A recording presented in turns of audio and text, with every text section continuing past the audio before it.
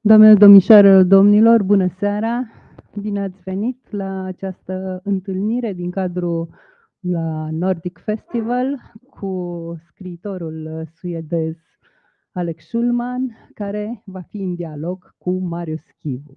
Înainte de a face prezentările, permiteți-mi să îi dau cuvântul excelenței sale, ambasadoarea Suediei la București, doamna Anna Hellerman. Your Excellency, you have the floor.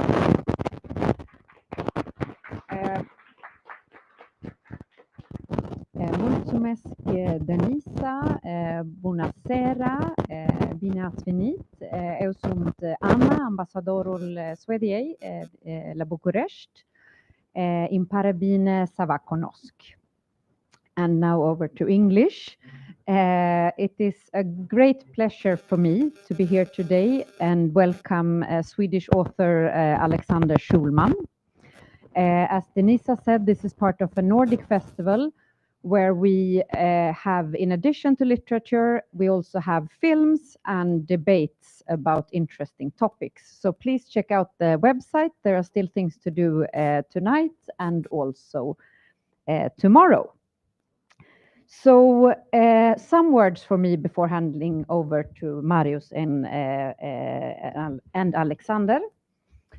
I have already come out as a big reader of Alexander's book. I have read all but one that you don't recommend, the last one. And it is not only that we are born the same year, so that the scenography, which for me is very present in the books, is also from my time, both then and now. It's also not only that it is about parenting and sibling relations, and particularly the difficulties of these that speak to me as a struggling mother of 4 boys. Only one here. But for me, your books is about human nature. It's about our longings and fears. It's about our need to be seen. It's about our pride and our shame. And it's about how experiences of the past can haunt us for generations. For me, your writing also creates scenes, atmospheres and places that I feel I have almost visited. Dialogues that I feel that I have witnessed, where what is not said is perhaps as important as the said. And in a way, I think it scrutinizes us humans without pardon, but at the same time with tenderness. And in a way, if I should summarize it, it hurts, but it's not entirely hopeless. And with these reflections from me as a reader, I very much look forward to the discussion. Over to you, I think, right? No, the discussion will be... Yeah, no, over to you, yes. I'm asking you if I'm handing over to you. Thank you so much. Thank you. Thank you very much, Your Excellency. O să vă spun câteva cuvinte în română despre cei 2 scriitori care sunt în dialog astăzi. Alex Schulman s-a născut pe 17 februarie, iată, putem să îi spunem în avans la mulți ani, 1976 la Skene, în sudul Suediei, iar copilăria și-a petrecut-o în suburbia Farsta a Stockholmului. A făcut studii cinematografice, studii literare, filozofice la Universitatea din Stockholm.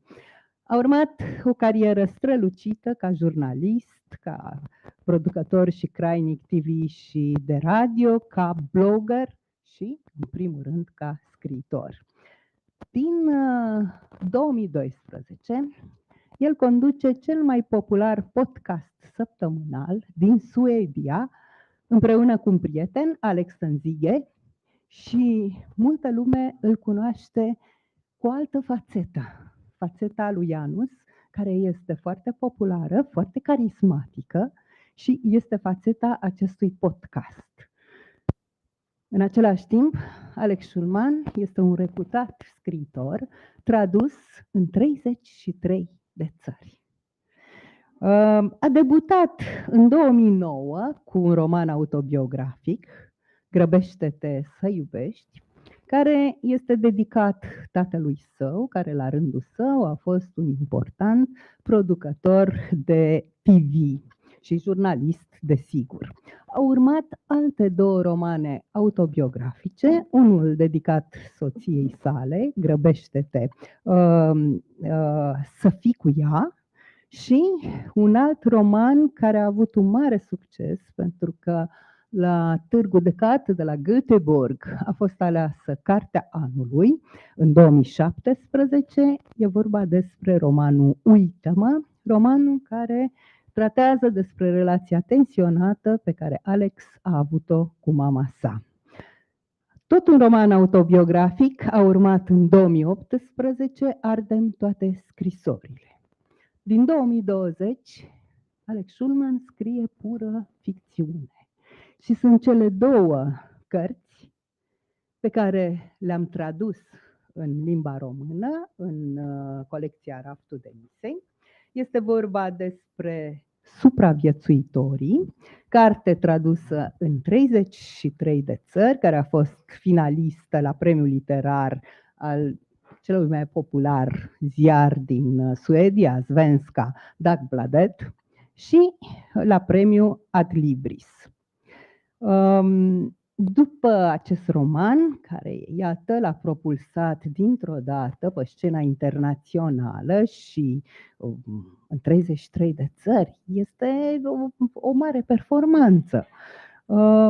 A urmat romanul Gara Malma, pe care, de asemenea, l-am tradus în limba română. Primul, Supraviețuitorii, a apărut în 2022 în traducerea Miei Morogan, iar cel de-al doilea, Gara Malma, a fost tradus de Andreea Kaleman.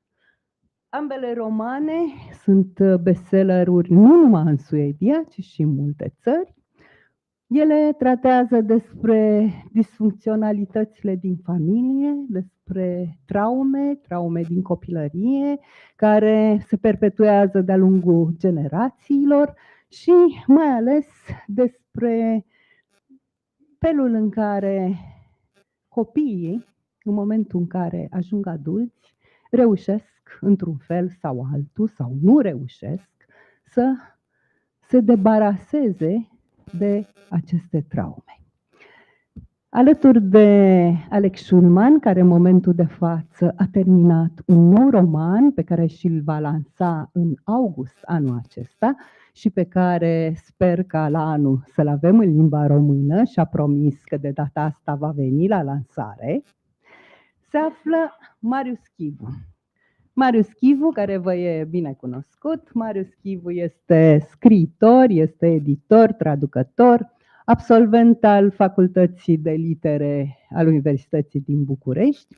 A debutat cu un volum care mi-a plăcut foarte mult, un volum de poezie în 2012, volum care a tot fost reeditat, ultima oară a fost reeditat chiar la editura Humanitas. Este vorba despre Vântureasa de plastic, roman care a luat 2 premii importante, premiul Uniunii Scriitorilor și Observator Cultural. Nu? La editura Humanitas a publicat 3 volume foarte speciale. El este și un mare plimbăreț, ca să nu spun cățărător, că nu e cățărător, deși a ajuns pe culmi. 3 săptămâni în Himalaya, 2012, 3 săptămâni în Atlas, toate sunt cu 3 săptămâni, și 3 săptămâni în Anzi. La Polirom, de asemenea, a publicat un volum de proză, Sfârșit de sezon, iar e foarte important lucrul ăsta. Din 2011, împreună cu Florin Iaru, ține un seminar de creative writing și de acolo e o pepinieră de scriitori. Au ieșit mulți debutanți. De asemenea, printre multe altele, E important că din 2020 este editorul antologiei de proză scurtă anuală Chivi, în care combină literatură străină cu literatură română. Mai e ceva de spus, Marius? Mai sunt multe lucruri de spus, dar îi dau microfonul lui Marius pentru a începe dialogul cu Alex Schulman. Mulțumesc, Denisa.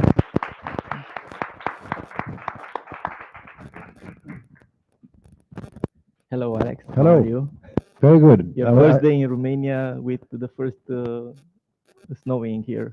Yeah, it was very familiar to me because this is what I have every day outside my window. So it was like coming home.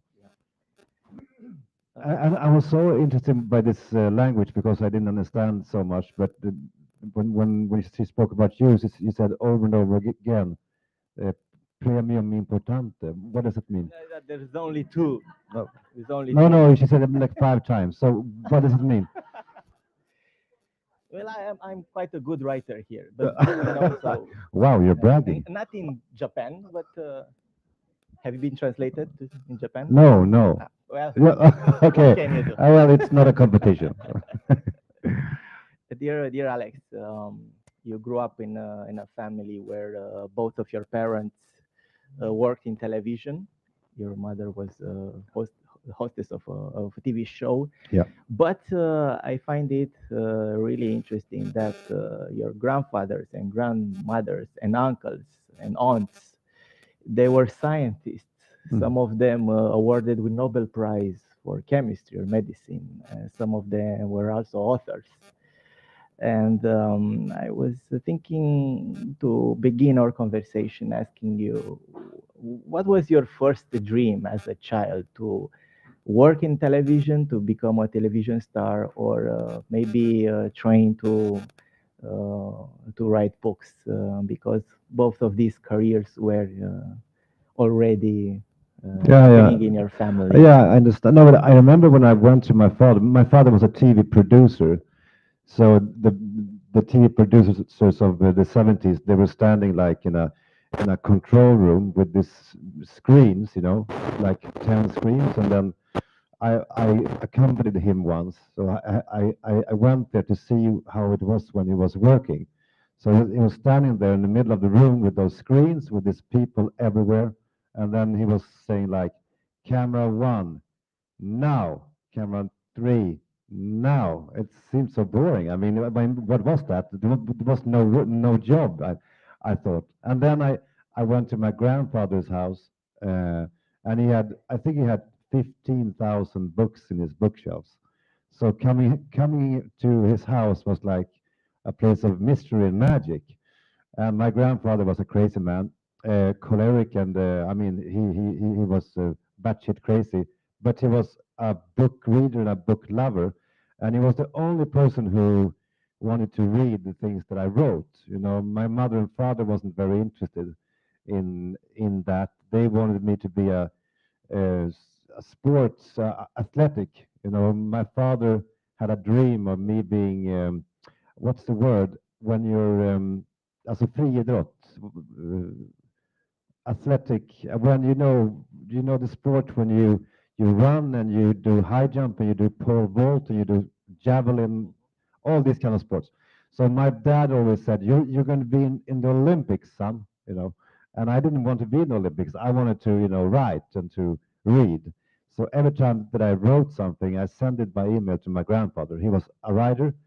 He wrote over 100 books. And he always answered me, with long letters about me being this genius. Well, I was 6 years old, so I was not a genius. And it was so encouraging. So that was the first, that was always the dream, always been the dream to write. What were the things that you wrote back then?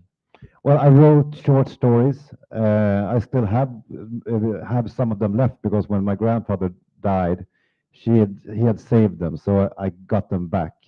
So short stories, and I don't know if you had it here in school, but when I was a kid in Sweden, we had an hour on Friday called Funny Hour. Do you have that? No? Funny hour. Here school is really boring. Okay, well, our school was also very boring in every sense, but not on Friday between 1 and 2. You remember the funny hour, right? And the funny hour was that you could do whatever you wanted, but you had to prepare something, right? You have to, if you could juggle a ball, then you can go on stage on funny hour, and then you do it in front of the class.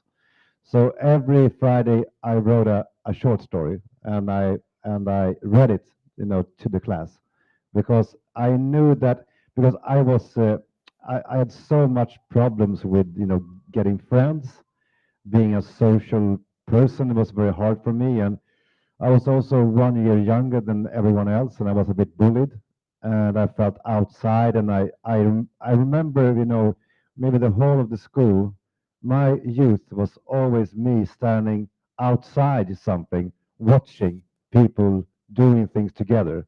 That's my memory of being young. But that's the best way to become a writer It is. later in life. It is. It is.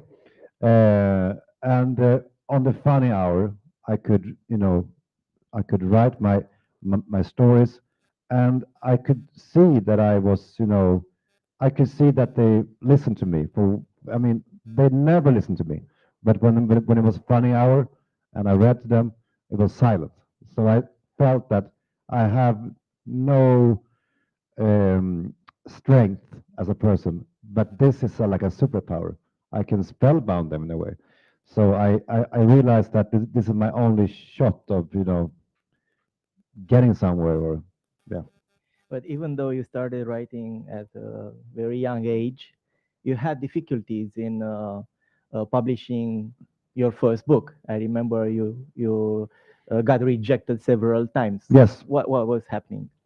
Well, I was no. I mean, I think that, I mean, we have a publisher here, and you also know that when you're 20 years old, you're not supposed to write a book, right? It's not. I mean, it's not for you when you're in that age. And the big problem with being young is not only being bad, it's also thinking that you are very good. So it's that combination that's a bit sad. So I was a very bad writer, thinking I was a very good writer. So can you believe my astonishment when I sent in my books and no one wanted them? I thought that the world gone crazy, that I had these genius manuscripts that no one saw was so genius, but they were so bad. But what happened then was that no one wanted to publish me, and this was 2007. And I think that you experienced the same thing here in Romania, with the web turning social, like the blogs came, and you could, I mean, before that you could go into internet to buy a train ticket, but now you could go into the internet to talk to someone, and you could publish yourself. So I realized that if no one wants to publish me, I can publish myself. So I started this blog, and this blog was called Being Alex Schulman, and I sort of started to write, and I had no marketing. I just started to write, and this blog grew a lot. So it became. So your bad writing becomes successful in a way. Yes, exactly. Exactly. Finally, my bad writing was, I mean, it was something, because people were starting to read it. And after maybe 3 or 4 months, it was the biggest blog in Scandinavia. And then all the publishing houses that rejected me, they now wanted me to write a book. And that was, in the way it came, that I wrote my first book. It was a book that my publisher here refused to accept. That's so sad to say, but she hates it, obviously. But and it was called Hurry to Love, 2008, and that's the way that I started to write books. And what happened with the books that you previously wrote, but they never wanted to No, publish? they have Do to you be. still have No, them? yeah, I do, but I would never even open them, because they're so horribly bad.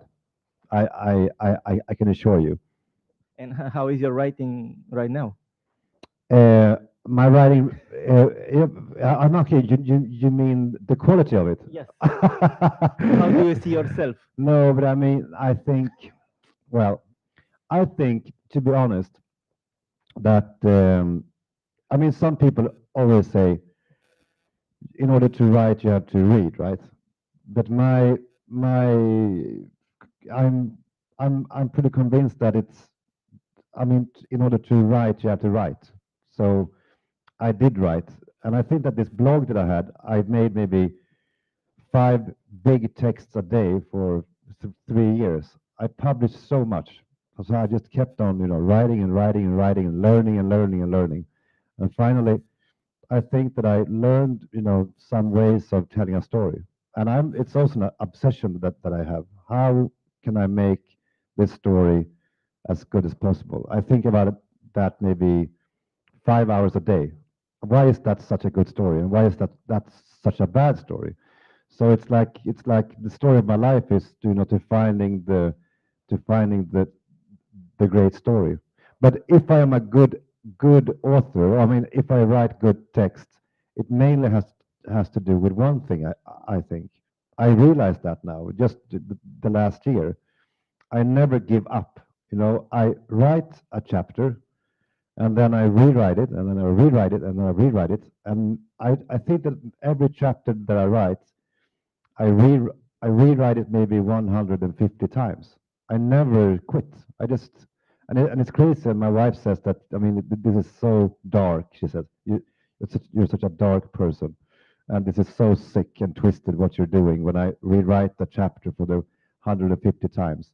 But I think that when you're not very talented, you have to do that, right? Because if you just keep on doing it, then finally something comes out. There's a story about 2 frogs in that get stuck in a bowl of cream.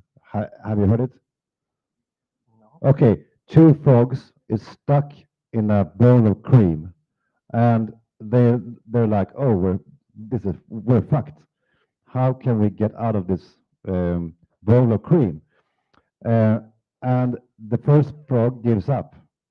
We're fucked, so I'm dying. So he sinks to the bottom and he's dead. The second frog has no plan, but he just, splashes. And he splashes and splashes and he keeps on splashing, and finally the creams get thick and he can stand on the cream, and then he jumps out. So I'm being the other frog, keeps on splashing until something comes out. So someone, I can't remember who, but said when you cannot write, you must work. So this work means that you can edit or rewrite your first chapter, yes. Something like that.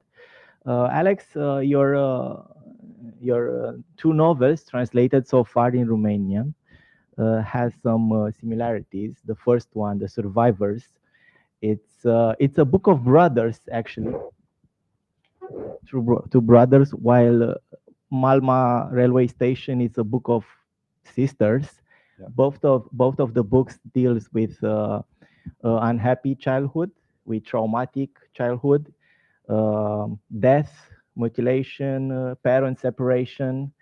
And I read an interesting interview where you said that even as a child, you were interested in the childhood that you had. You were obsessed with it. Obsessed is the word that you used. So I'm asking you, how can you define this obsession of yours for your own childhood, even at the early age? No, I mean, I think it's a continuing enigmatic thing that I don't really understand. What I do understand is that I use the books in order not to be crazy, because I'm so I mean, I think about my childhood so much, and it's like I'm almost, living in my childhood. And I know that that's not good for me. It's not good for me or for my family, and things like that. Because if I live in the past, then I'm not there for them, and so forth.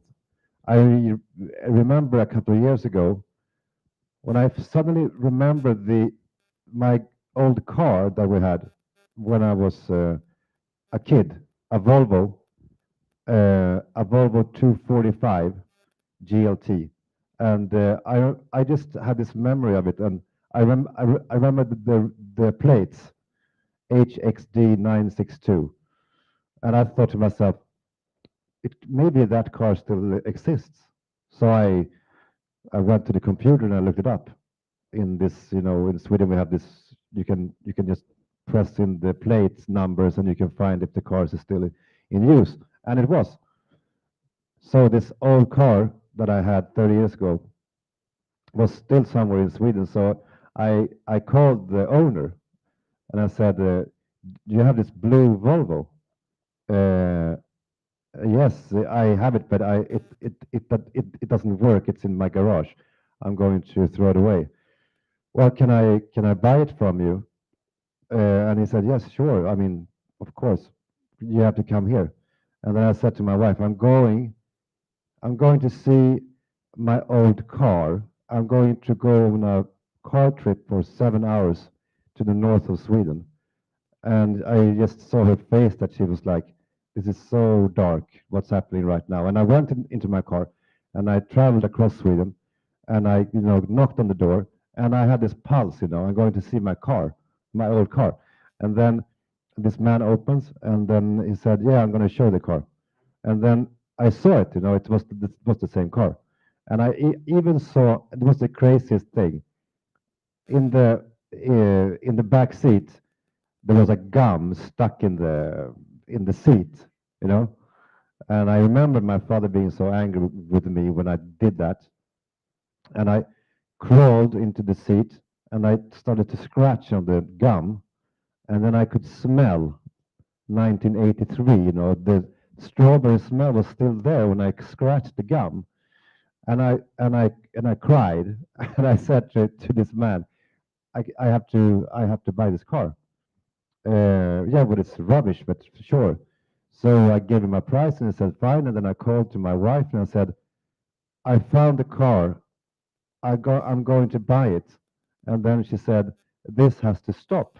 This is so crazy with what you're doing, right? Do not buy this car. Come home, And it was like an analogy of me, being so stuck in the childhood. So I went back and I realized that, in order to, to control this thing, I have the books. So I sit on my desk and I do these books about, me being young. And then I can get everything out, and then I can go out from that room, and then I can try to be more of a person that's in the presence with my kids and with my wife. If my memory serves me well, in Survivors, there's a boy who put the gum on the seat. Ah, okay, yeah. But in the Malma railway station, there's someone who smells the chewing gum. Aha, okay. Are you aware of that? No. I See how good of a reader I am? Yeah, you're a very good reader. I'm very impressed. Wow.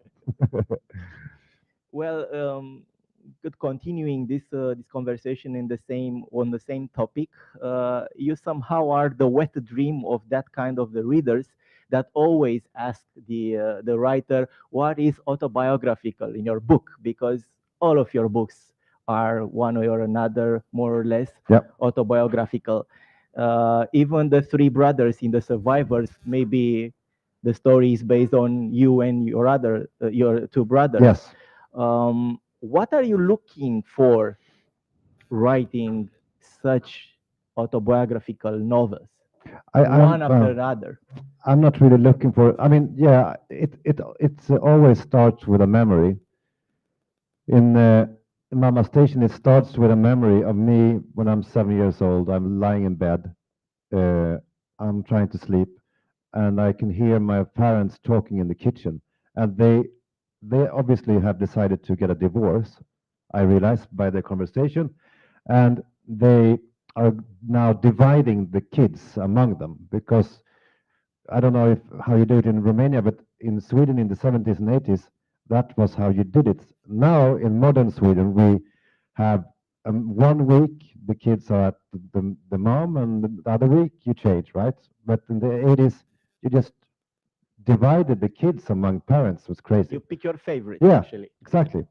And I could hear their conversation. It was obviously quite interesting for me to hear how they were dividing us.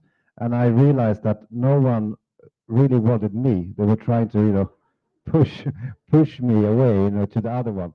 No, you should have him. No, you should have him. And that was, was very, very nice to wake up to breakfast the day after that. And that memory, I never even, I pushed it away so much, and I didn't even want to, it was a dark memory. So I started out with that memory, and then I built the whole book around it. And it was the same with the survivors. And that is the actual event of my mother dying, and me and my two brothers went home to her apartment, and we were going to see if there was something that we could take, to remember her by. And then my brother found an envelope, and where it said, "To my sons, if I die." And then we sat by the bed, three grown-up, brothers, like boys, reading this note from the other side. And a couple of months after that, I thought it was such a strange experience. So I wanted to build a story that evolves around that event. So it's very often one single memory, and then I build the book around it. And now, I just finished my book, a new book, and it has also to do with a thing that I'm experiencing. Speaking about obsession of the childhood, I had this idea one and a half or 2 years ago. This place that I write about in this book, it's a summer house in Värmland, in the woods, and we still own it in the family, but I can never go there because it's too much dark memories. But it's there, and I long for it, but I can never go there.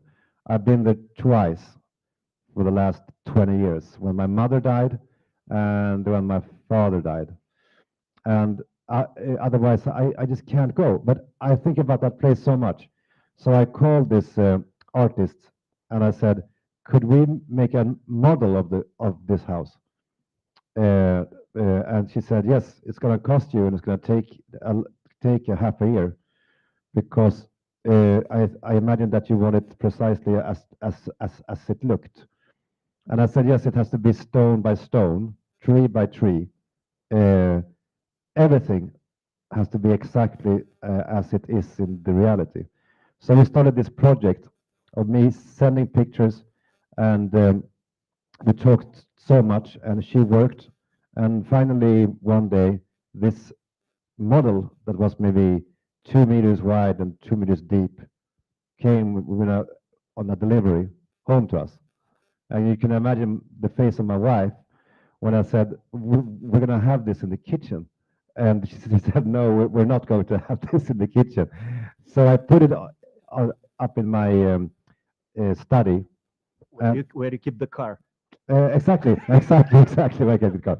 No, there was also this blue car in this small model of this house. And I saw this, and I asked her, this model of the house has to be one single day, not just childhood. It has to be one day, and it has to be the 17th of June 1986. And then I called a photographer to get the lights right, the evening sun. It has to be in a certain amount of Kelvin. Not too high, because then it's wider. So when the sun sets over the lake, so I bought this very advanced, like a spotlight, where you can change the Kelvin, and I put it, so I could, be the sun, for the light at exactly that day, exactly that time at the night. And when I saw that, the sun going over that model, I thought, I have to write a book about a certain day in the childhood that I'd keep on revisiting over and over again. the light is really present in Malma station. I probably in Survivors too. I can't remember, but in Malma station, there are a lot of descriptions of the light coming through the window of the house, because there's always a house Yeah. in the middle of your novels. You have, as I said, you have two brothers, and you write about families and complex relationships between the kids and the parents. Yeah. Did they read your books? Did they recognize themselves reading Survivors, for example, or I don't know, maybe some moments from Malma Station that you brought from your childhood? Yes, they remember. They recognize some things, and some things they don't recognize at all. And in a way, it's a pretty slippery thing that I'm doing. Because what I'm actually doing is that I take control over their childhood too, in a way, because they don't have the platforms that I do. So it's a very it could be a hostile thing, and I'm very aware of that, and I write that in the beginning of a book not published here, that I have to have respect. I dedicated the book to my brothers in respect of them might be having stories. I mean, different truths. I mean, my truth, my story is true, and they could have a completely different story, and they could also be true. There's a line, a quote somewhere in one of your books where he said that the future is predictable, but the past is always moving and always changing. Yeah.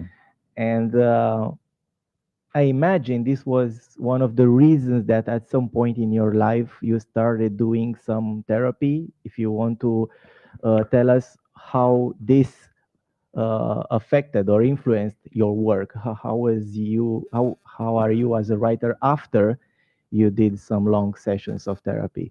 I think therapy is. I mean, it has changed my life for sure. I did it so many times with some bad some experiences, of course, and something that didn't give me anything. But once I experienced a therapy form that's called EMDR. Do you know what it is?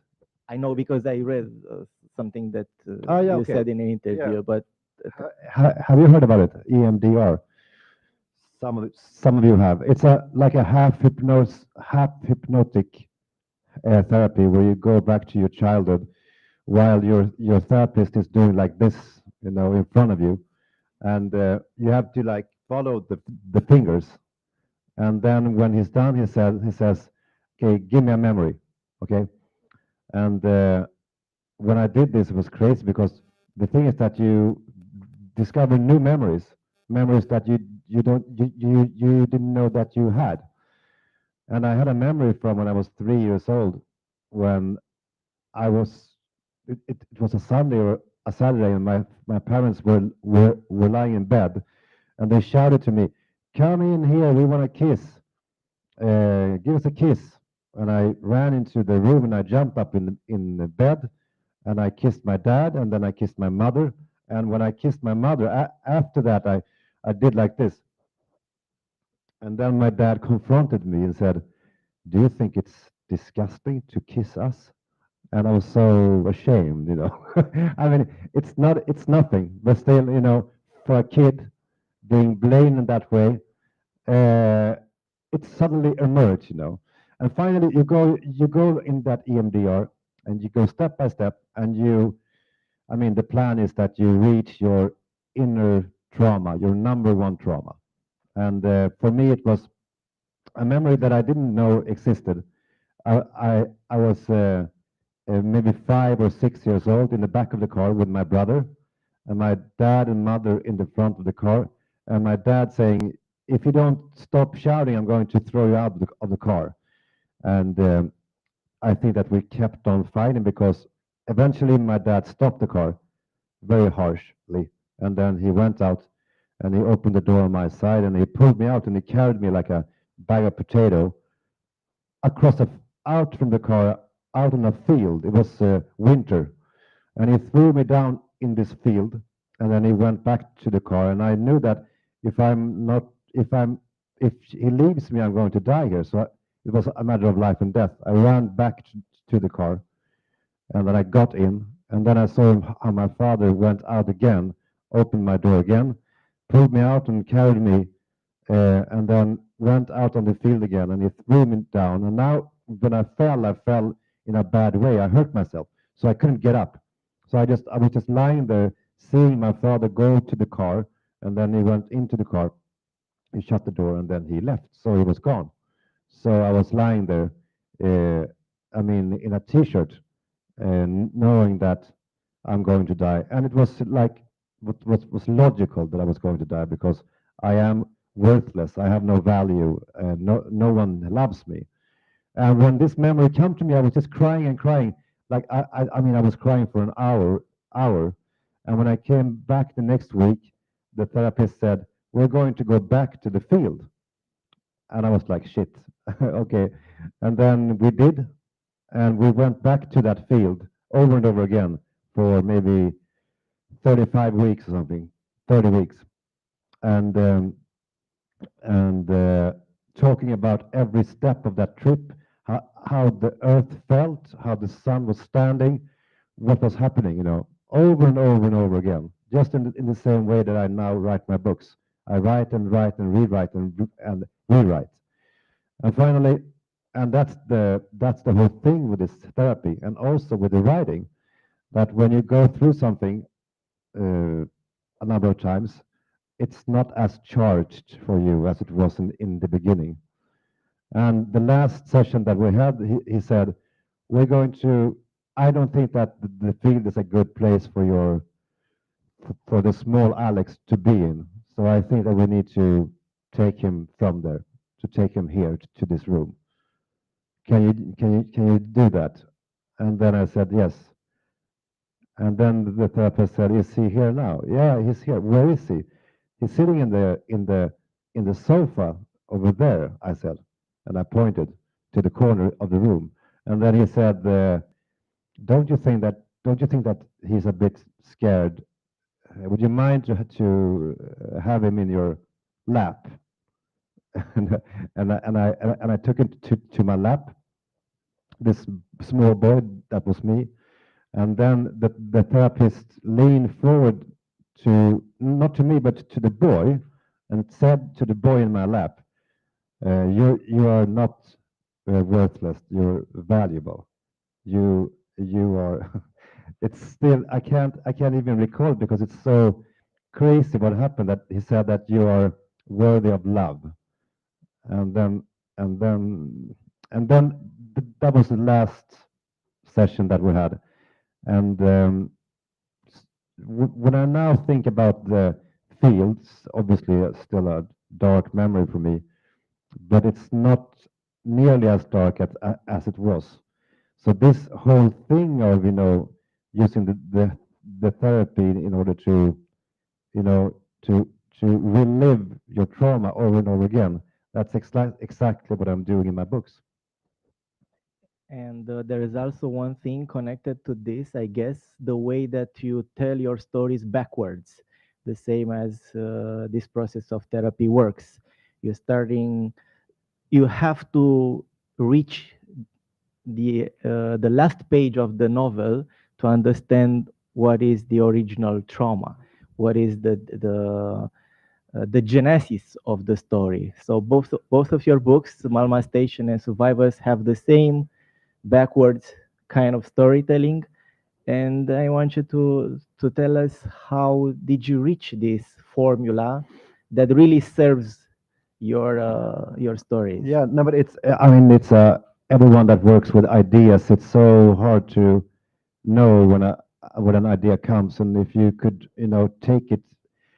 But in this case, I started out in the Survivors with this memory of the mother, the envelope, and then I had lunch with a friend that's a police, and he told me that when they interrogate suspects of a crime, they have this trick. They they ask the suspect to tell what happened backwards, because it's much harder to lie when you tell a story backwards.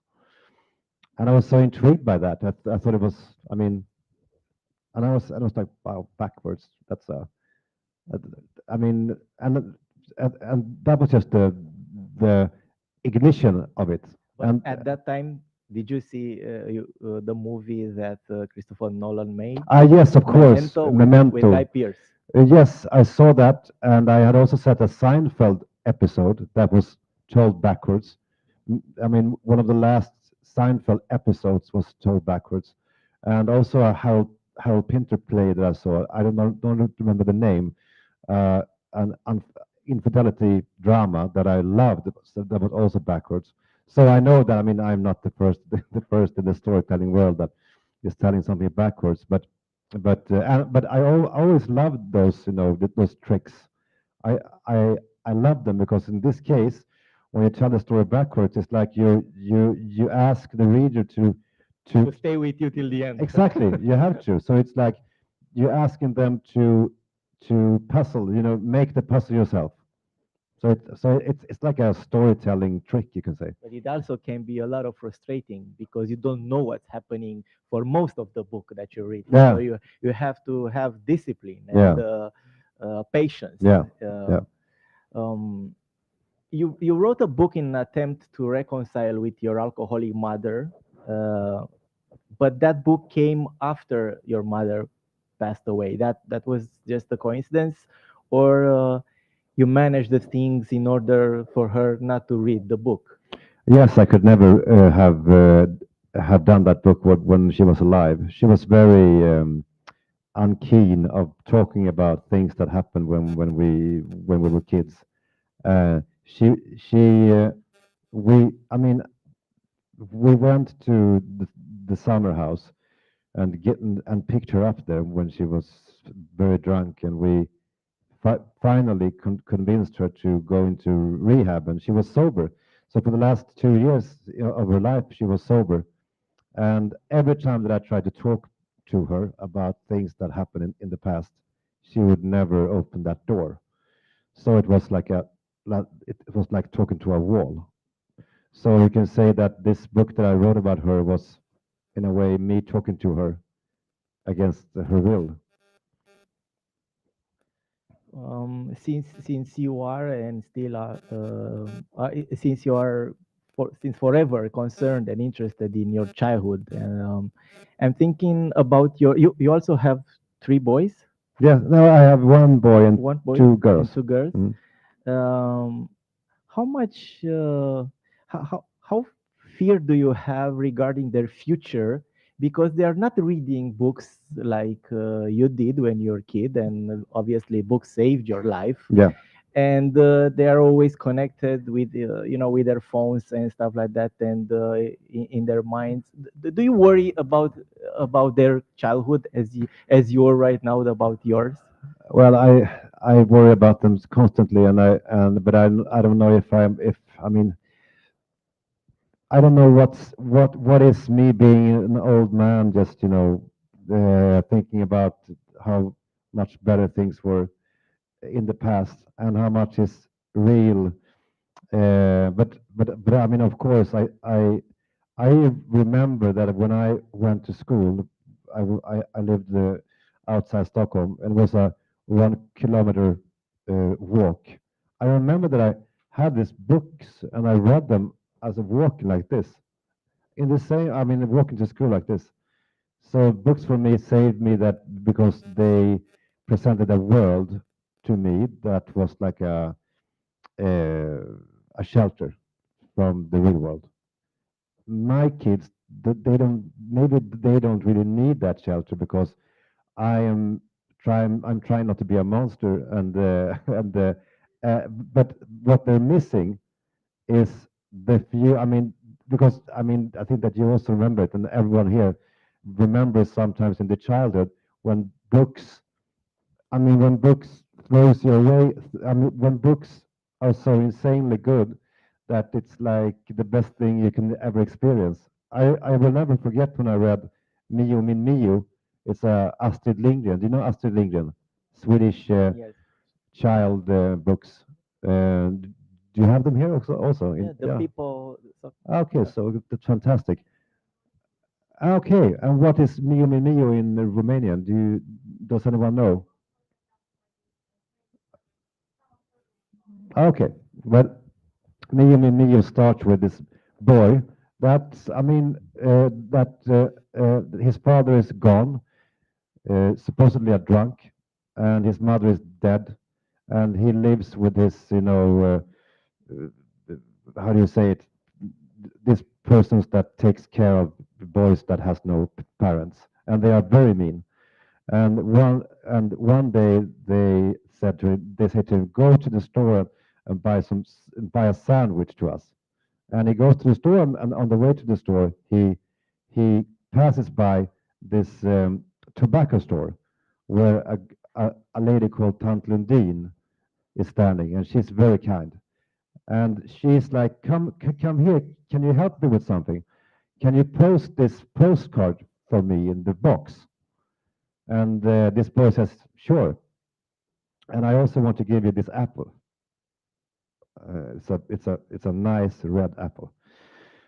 Okay, thank you, the boy says, and he takes the postcard and the apple. He goes to the box, and just before he's going to drop it, he can't resist on reading what it says. And it says, it's so beautiful. It says, I can't even describe it. The boy is on his way. He's carrying a golden apple. He's carrying a golden apple. And at the same time, the apple turns to gold.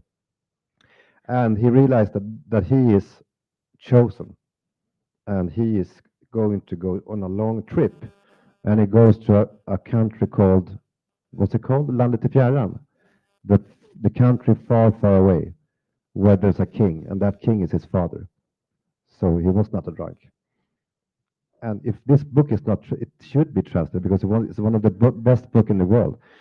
And if you have the chance to read it, I remember when I read it, and I was maybe 9 years old, and it changed my. I mean, it does something for you.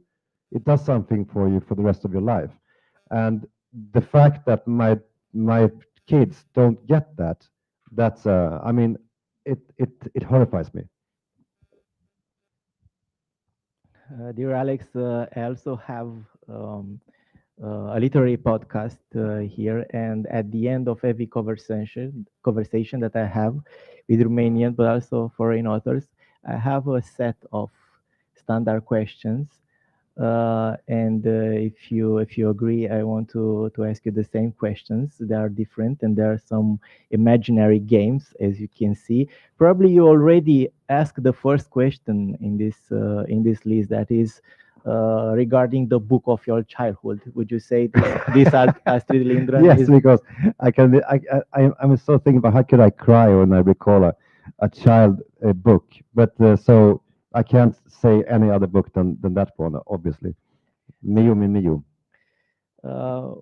What book would you say that at some point in your childhood, teenage life, or maybe later in adulthood, opened your eyes to the world or to yourself?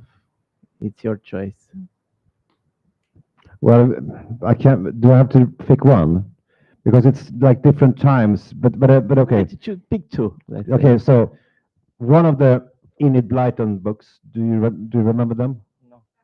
Do you know Enid Blyton? The book about five in danger, 5 on an adventure.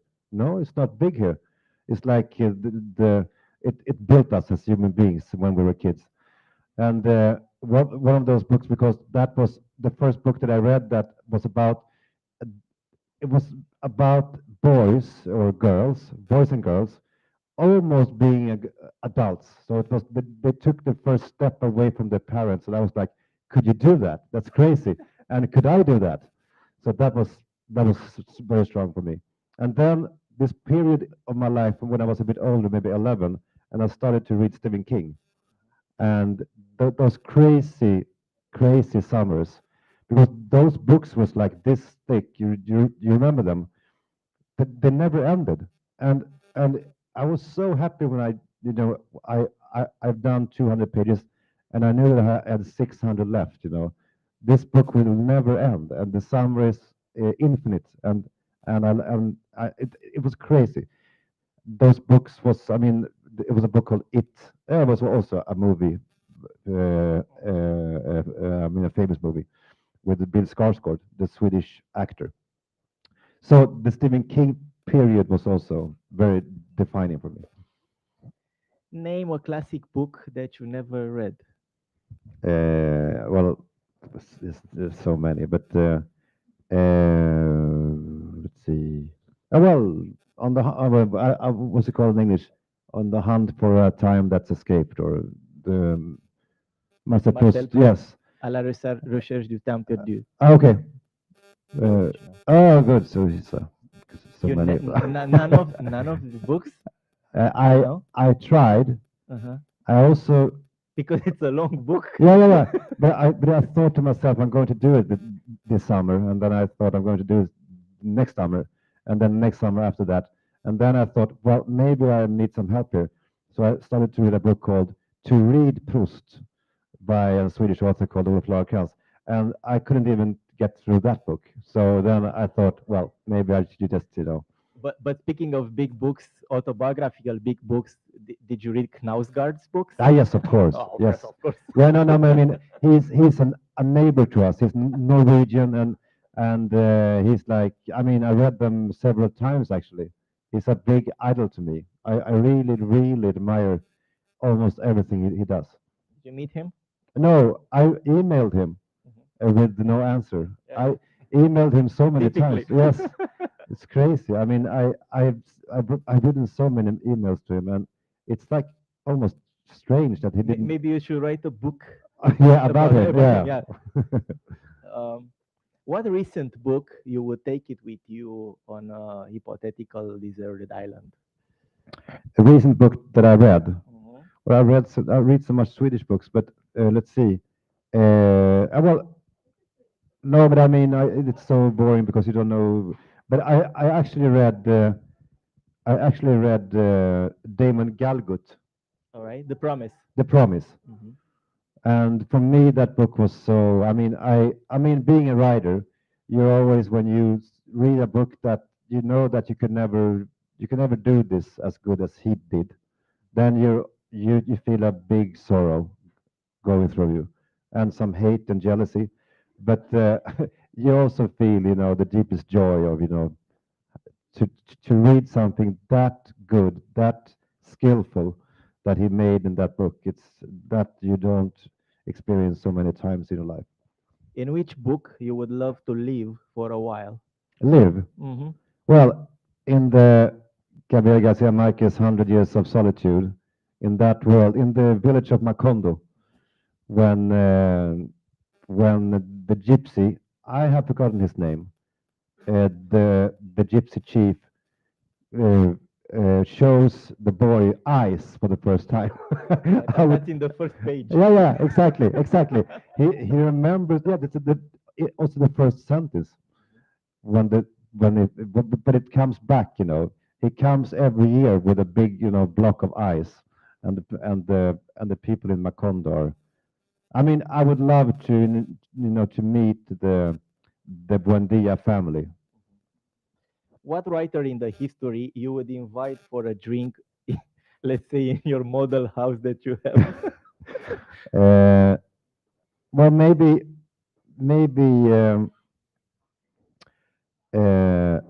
Let's see. Who would I like to meet? That is, well, maybe Homer. The old Greek. How could he write so boring books? So so long. If he knew how many people he made so sad, because when we were in school we had to read this, and it's very. It was thousands of years after. Yeah, People changed. Yes, but what if he knew then that for the next 4,000 years you're going to bore people all over the world with your lousy book? It would be nice to tell him that. I know I would Oh. be proud. I mean, Yeah, you would. just to survive thousands of Ah, years, you're right. to you're be right. there, Yeah. still boring people. Yeah. That's an achievement. If you had the power to put an end to one and single one of the world problems, what problem would that be? Well, being so close to us, and even closer to you, of course, the Ukraine war is the Ukraine war. It's occupying me it's occupying me a lot, much more than I would like, and I don't really know how long I could go on, worrying like this because it takes over so much of my life, especially now with the United States doing what they're doing. And I don't know if you heard J.D. Vance Yes, talking yes, yesterday we heard, about, yes.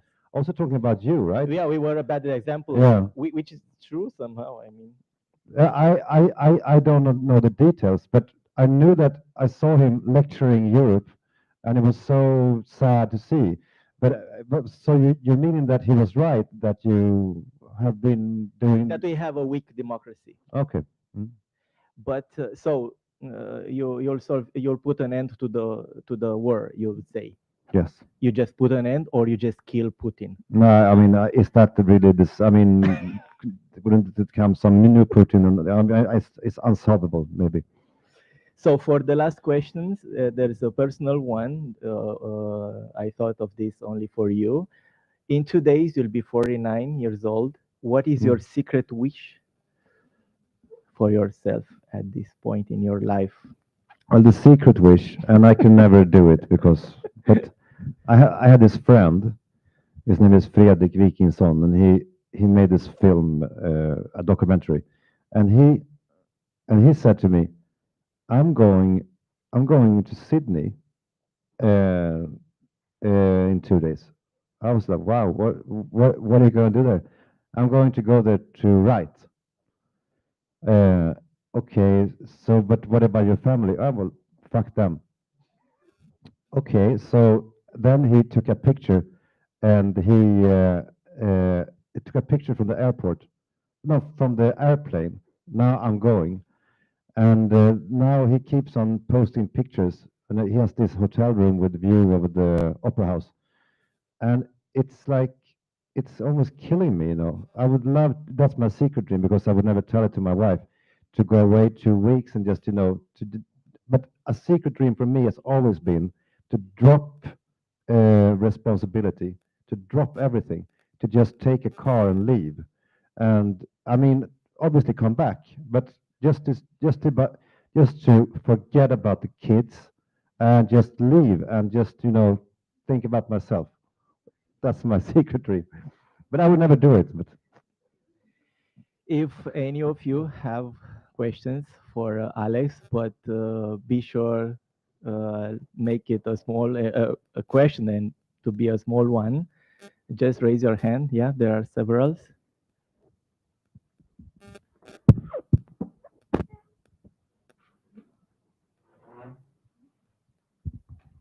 Thank you. Thank you very much. I would like to ask, because you said the theme of your writing and much of your life has been thinking and processing and about your childhood.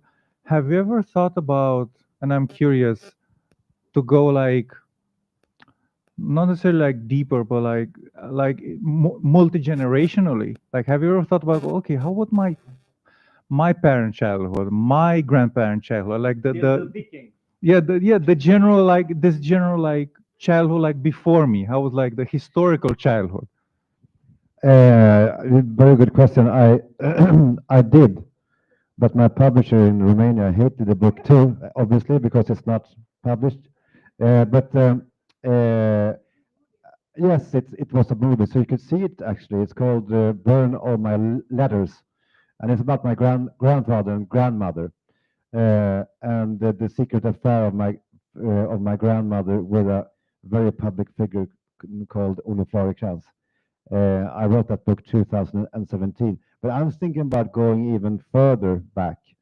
It turns out that my grandmother's mother, that is my mother's grandmother, her name was Astrid Kleve, and she was the first Swedish female professor, and she was some kind of genius, obviously, and she was also a Nazi, and there was such a strange thing that she was a Nazi. I mean, in the 40s in Sweden, there were a lot of Nazis, but 1945, most of the Nazis jumped off the bus, so to speak. But she kept on traveling in that bus, the Nazi bus, for some time.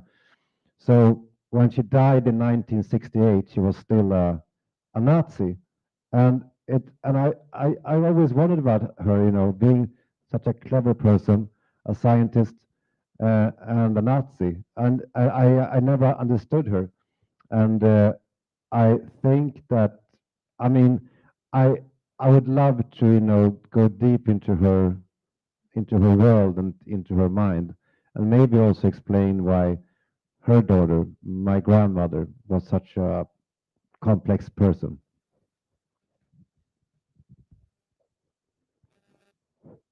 Any other question? Everything? No. Your novels, they have such a reason, a poetical reason. Have you ever written poetry? Yeah, isn't that something that, I mean, I know that you do. Well, in Romania, everybody writes Ah. poetry. Yeah, yeah. We are born poets. Uh-huh. Yeah. No, I'm not joking. Yeah. Everybody writes poetry. Okay. Yeah, we have thousands and thousands of poets. Okay. Okay, I didn't know, but because we have... So be careful what you say. Yeah, no, I didn't know that I had so much poets in the audience. But it's like a dream, of course, to write poetry, and I try to do it. But to be honest, I don't think that I'm ever going to publish it, because I don't know. It's also I think it's I mean I think it's because when I read a good poem, it's because we have a poet in Sweden called Thomas Tranströmer, also published in Romania. You did? Congratulations. Did you meet him? Oh, wow.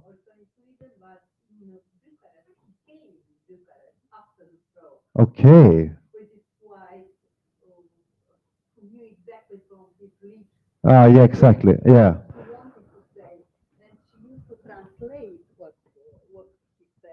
It was crazy what happened. Yeah. Yes. Every year before he took the Nobel Prize, we said here, Tranströmer has to take the prize, but Yeah. the Swedish, they don't dare. Yeah. They don't dare. But finally, they did it before his death. And it was fantastic. I lived in an apartment with a balcony he was my neighbor, so he passed me by every day, and I was always, you know, thinking about I have to say something, and finally I did, and I said, "Isn't it the great poet?" That's all I came to think of. And he was like looking up and then looked down and then he just walked. And that was my only meeting with the Tranströmer. But I remember also that every year, this is maybe 15, 20 years ago, but they all thought that he was going to get the Nobel Prize. So every day when it was time for the announcement, there were maybe 50 journalists outside his home with flowers. Like a bouquet of flowers, because they were going to be the first to say congratulations to Tranströmer.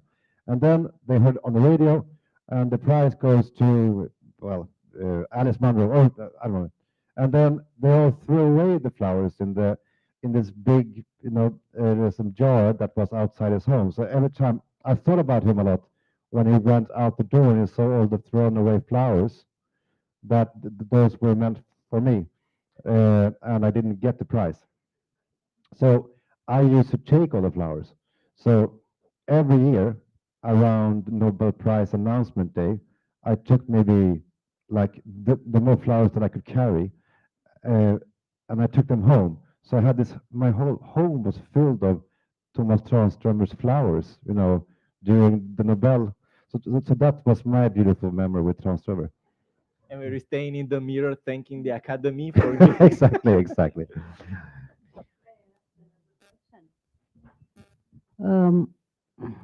I find that your style has some sparkling points close to Göran Tumström.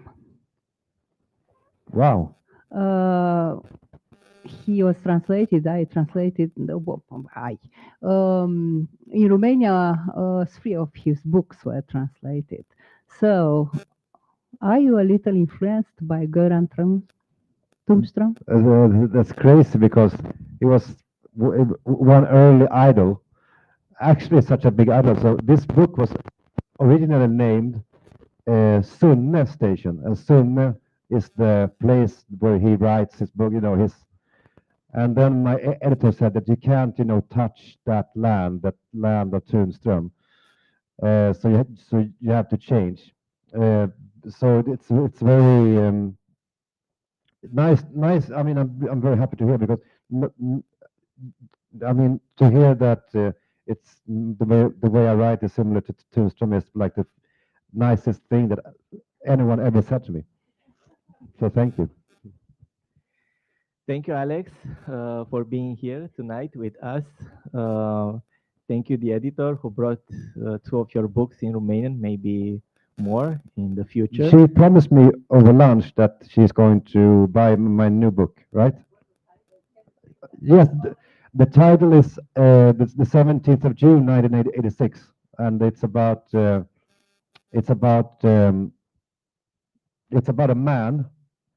I'm going to give you a short pitch for the story. It's about a man whose father died, and he goes to the father's apartment to see if there's something there that he wants to remember him by. And in a bookshop, he finds his father's old telephone book filled with old dated numbers that's not in use anymore, and all the people are dead. It's like a museum, this phone book. And in one of the pages, he sees the number to his old summer house where he used to live as a kid, that you can read about in all his books. And he has never, thought about that house for so many years. The house is gone, but now the memories comes to him from that childhood. So he picks up his phone for fun, and he presses the number, and he calls, and the signal goes through when it shouldn't, and his father answers hello, but his father is dead, but it is his father. He can hear it, and he gets so scared, so he hangs up the phone. And the day after, he's like, "What happened yesterday? Was that my father? Couldn't have been." But so he calls again, and his father answers again, "Hello." And then he asks to speak to himself. Is Vidar home? His name is Vidar.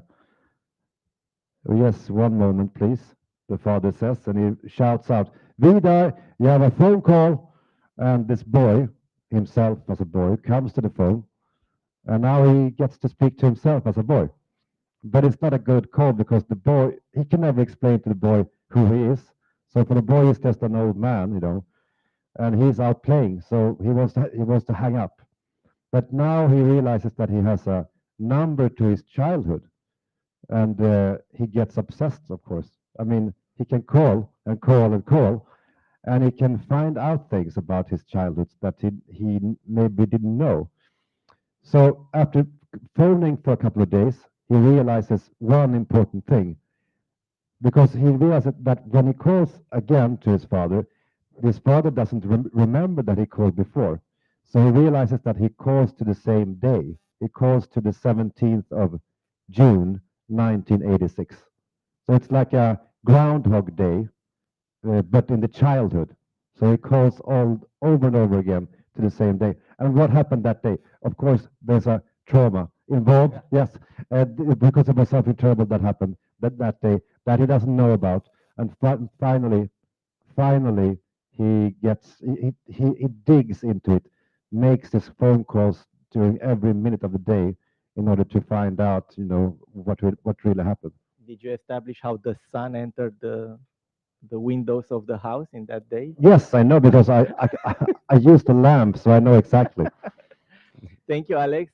Alex will sign your books if you are interested. Thank you, Humanitas Fiction. Thank you, Humanitas Fiction. Thank you for coming. Thank you very much. Have a Thank nice you. night.